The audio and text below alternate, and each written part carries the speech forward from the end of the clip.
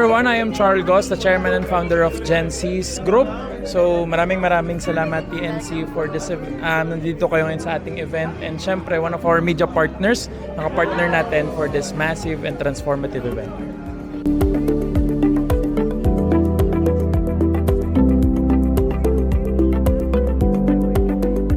Siguro I will anchor on our purpose and yung paulit-ulit nating sinabi kanina, kasi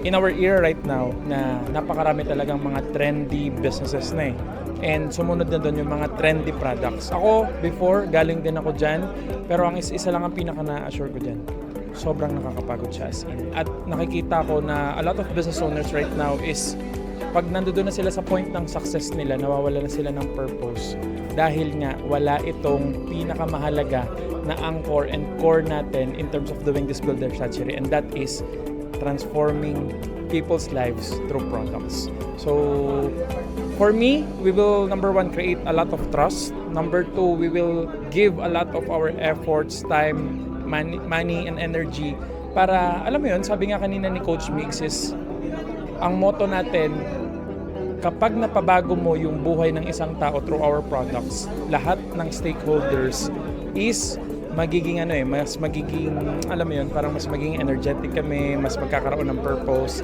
and that will eventually anchor on our purpose na magkaroon ng transformative products through this. That's all po. Thank you po and congrats po. Thank you po. Thank you. Maraming salamat, PNC.